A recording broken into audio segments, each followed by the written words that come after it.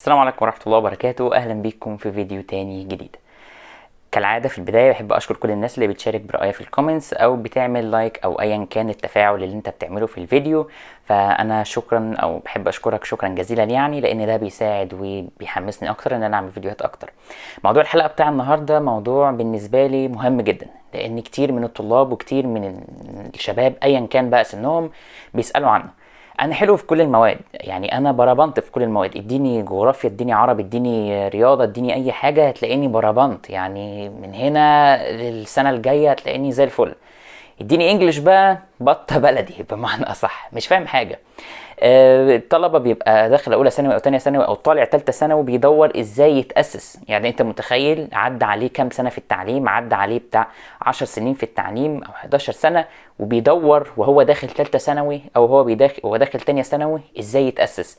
المصيبه كمان انه كمان بيخلص تالتة ثانوي وطالع كليه ما بيعرفش اي حاجه في الانجليش، خلص الكليه وبيحتك بسوق العمل ما بيعرفش اي حاجه في الانجليش. طيب معنى كده ايه؟ معنى كده ان هنا في مشكله. يعني ايه مشكله؟ يعني في حاجه غلط. اصل ما اظنش ان الغلط هيكون كده او هي الانجليش لوحده كده. دايما البني ادم او دايما اي طالب او ايا كان بيجيب اللوم على حاجه غيره. يعني ايه؟ يعني مثلا لو ماده صعبه او ايا كان او حاجه هو مش عارف يعملها يقول لك ايه؟ الماده دي وحشه، لا الانجليزي ده خرا ده زفت ده قطران، لكن انا كويس انا زي الفل. لكن هي اللي وحشه، هي اللي مش كويسه. هو هنا بيحاول يبرر الضعف اللي جواه وبيبرر قله الحيله اللي جواه بالموضوع ده او بانه يجيب العيب على غيره. المشكله مش بس فيه، المشكله في كذا حاجه. المشكله في المعلمين او اللي بيسموا نفسهم معلمين وهم بالفعل ليسوا معلمين الا من رحم ربي، يعني اللي بيتاجروا بالعلم اللي معاهم. يعني ايه؟ يعني الطالب من دول او طالب اولى ثانوي او من ابتدائي لحد ثالثه ثانوي ايا كان سنك، الطالب من دول بيروح للمدرس. المدرس المفروض ده الحاجه اللي بتنقله علم او الحاجه اللي بتديله علم. المدرس ده بيعمل ايه؟ المدرس ده مش بيديله علم، المدرس ده بيلقنه اللي يخش يكتبه في الامتحان. يعني الخلاصة اللي انت بتاخدها او المعلومات اللي في دماغك كلها عن اللغة الانجليزية هي مادة دراسية وليست لغة. يعني ايه وليست لغة؟ يعني مثلا اللغة العربية اللي احنا بنتكلمها او اللي احنا بنتحدث بيها، هل اللغة العربية اللي انت بتتحدث بيها دي او اللي انت بتتكلم بيها دي بتاخد الكلمات بتاعتها بالطريقة اللي انت بتاخد بيها الانجليش؟ لا. هل اللغة العربية ليها أسئلة وأجوبة محفوظة؟ برضو لا. أمال يعني إيه لغة أصلا؟ لغة يعني حاجة بنتواصل بيها، يعني حاجة أقدر أقولها لك تفهمهاني، أو أصوات بتطلع من بقي توصل لدماغك يترجمها بمعنى معين فأنت تفهمني. تمام؟ يعني اللغة حاجة بتطلع من بقي، صوت كده بيطلع من بقي، شوية أصوات جنب بعض كده زي اللي طالعين وأنت فاهمني، يعني مخك ترجمها فأنت فاهمني، فاهم أنا بقول إيه، أو مخك استوعب اللي أنا بقوله فأنت فاهم أنا بقول إيه. طيب أنت اتعلمت اللغة العربية إزاي أساسا؟ أو أنت اتعلمت أي لغة إذا كان أيا كانت لغتك إيه؟ في البداية أنت بتسمع، أنت وأنت طفل صغير بتفضل تسمع بتفضل تسمع تسمع تسمع لمدة سنتين تقريبا أو 3. طيب بعد كده بتعمل إيه بقى؟ بتبدا تخرج اللي انت بتسمعه. يعني ايه؟ انتوا مش قعدتوا بقى تسمعوني لمده سنتين، الطفل بقى انتوا قعدتوا تسمعوني لمده سنتين وقعدت اسمع تف على بابا يا حبيبي ومش عارف ايه يا قلبي والكلام ده. طيب اخرج بقى اللي انا سمعته. يعني ايه؟ يعني بمعنى اصح الحاجات بدات تبقى ليها معنى. يعني هو الشيء اللي هو شايفه ده مثلا لو هي ازازه مثلا، فسمع حد بيشاور عليها بيقول ازازه او زجاجه ايا كان اسمها، فبالتالي اترجمت في مخه ان الشيء ده او الكيان ده اسمه ازازه، فلما يعوز يطلبه هيقول ايه؟ انا عايز الازازه او ازازه او زجاجه ايا كانت اسمها. طيب هنا بقى هو بيتعلم اللغه، هو بيتعلم لغه عشان يقدر يتواصل بيها، بيدي لكل شيء معنى او بيدي لكل شيء اسم عشان يقدر بعد كده يطلبه او يقدر بعد كده يستخدمه. تمام. اللي بيحصل في اللغة الإنجليزية إيه بقى؟ أو اللغة المفروض الأجنبية أو أي لغة تانية أنت المفروض تتعلمها، أنت مش بتتعلم كده، أنت مش بتتعلم أصلا، أنت بيتم تلقينك مادة دراسية كأنها معادلة كيميائية. يعني إيه؟ يعني خد شوية الكلمات دول روح البيت احفظهم وتعالى تاني حصة انقلهم أو سمعهم أو اهبدهم أو ارزعهم وخلاص وأنت كده زي الفل. الكلمات اللي أنت حفظتها دي هيدي لك كام جملة عليها تشوز وأنت اختارهم عشان أنت خدتهم الحصة اللي فاتت، فأنت هتختارهم أكيد عشان أنت عارف شكلهم، وبعد كده تروح تحفظ الأسئلة اللي هي دي بإجاباتها وفي الآخر تخش الامتحان. وتكتب اللي انت حفظته. هو ده ايه؟ ده ما اسموش تعليم، ده اسمه توظيف. انت كده موظف ما بتشغلش ده، انت برمجت ده على شيء معين. انت عامل زي الزومبي اللي ماشي وخلاص، هو مش عارف هو رايح فين، هو ماشي وخلاص. فده شيء خاطئ. انت لا تتعلم لغة، انت بتتعلم مادة. فده شيء غلط. واللي بيساهم في كده المدرسين او اللي مسمين نفسهم معلمين، الا من رحم ربي برضو، لان مش كلهم كده. هو مجرد بيعمل شغله، هو مش بيعلمك، هو بيعمل شغله. وفي الاخر بيقعد يعمل امتحانات اللي هي المجمعة والاسئلة، وبنسمع 150 كلمة في الحصة، وكل دي نوع من انواع الدعاية عشان يجيب طلاب كتير، عشان يجيب ترافيك كتير بمعنى اصح، وبالتالي سعر الحصة يزيد، وبالتالي سعر مش عارف ايه يزيد.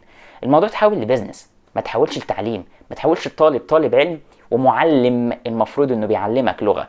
المصيبة في كل المواد، يعني المصيبة في الحاجات العربي كمان. يعني انت دلوقتي لو رحت قلت لحد قول لي جملة عربية باللغة العربية الفصحى صحيحة، اراهنك لو قالها صحيحة. فده شيء، ده مصيبة انك كمان مش عارف لغتك. يعني انت مش عارف لغتك ولا عارف تعلم لغة اجنبية.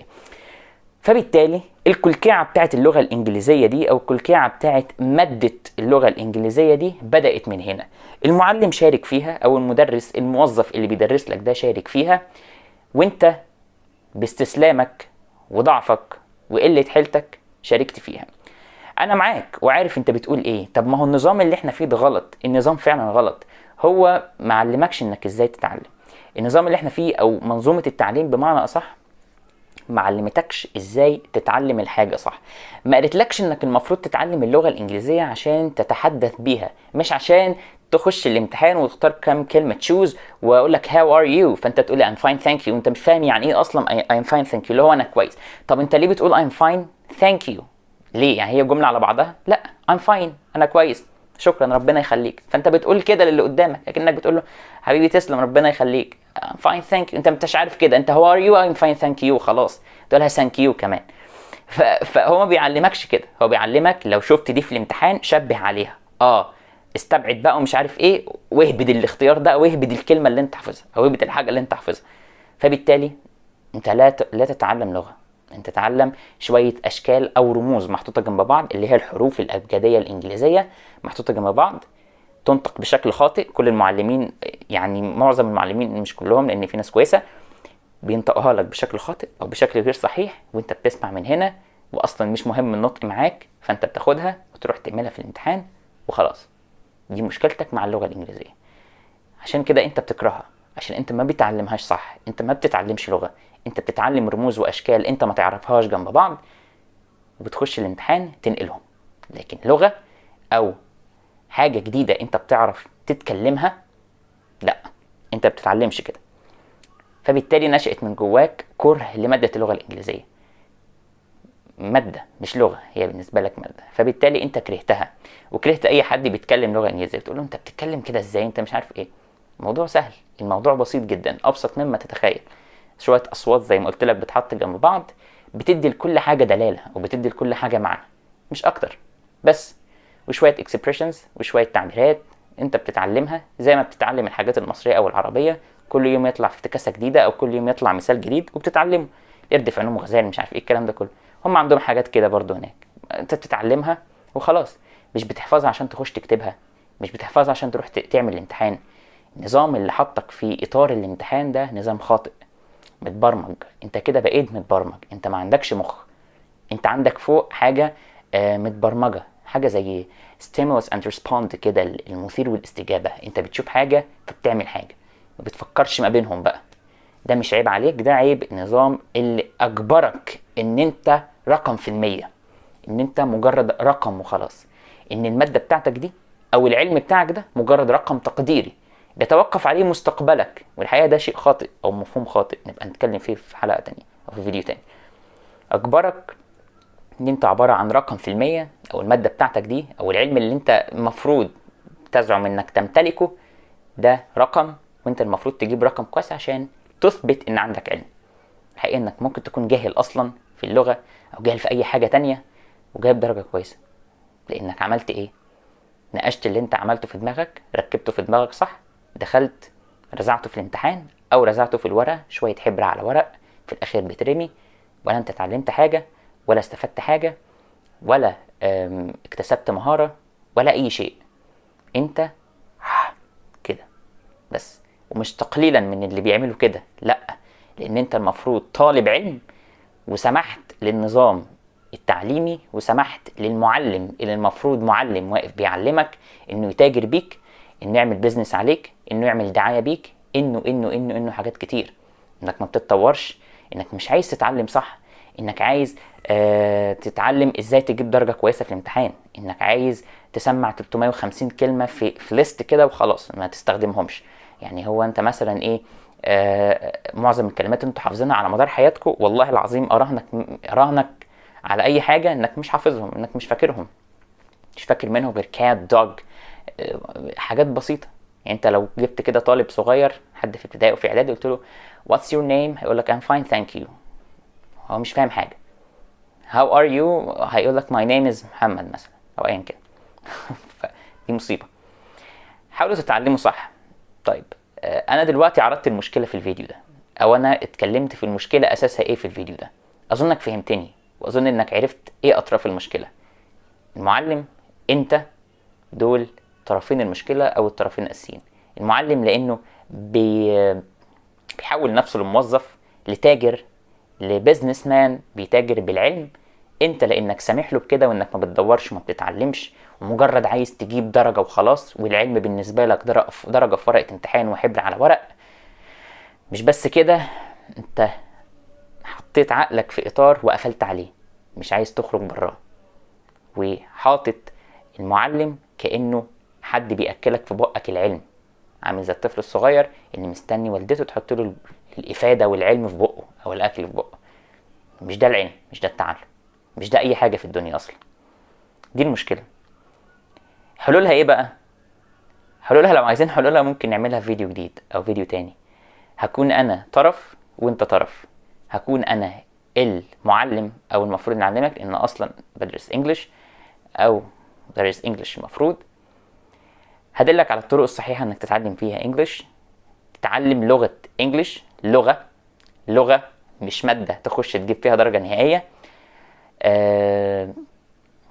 وانت تفتح لي مخك بس، مش اكتر. لو عايز حلول او عايز اي حاجة، سيب لي في الكومنتس تحت في الفيديو يعني، وانا هحاول ان شاء الله اعمل فيديوهات عن اللغة الانجليزية، او ازاي تتعلم اللغة الانجليزية، او ازاي على الاقل تستغل الفترة دي في انك تأسس نفسك.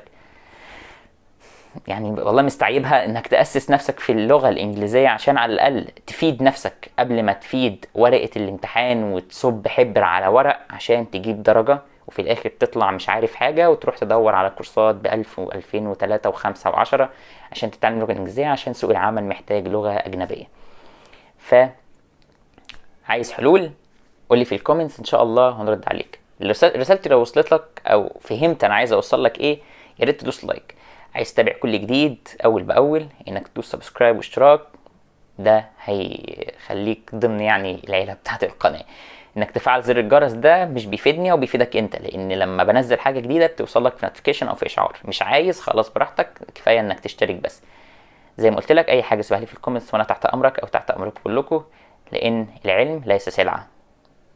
العلم معمول اصلا، او العلم موجود عشان نتعلم ونتبادل العلم ده، مش عشان حد يحتكره ويروح يتاجر بيه. انا عارف ان في معلمين كتير او مدرسين كتير هتزعل مني، بس دي الحقيقه. بس ده كان كل حاجه بحب اقولها في الفيديو. اشوفكم في فيديوهات جايه ان شاء الله بحاجات تانية كويسه. السلام عليكم ورحمه الله وبركاته.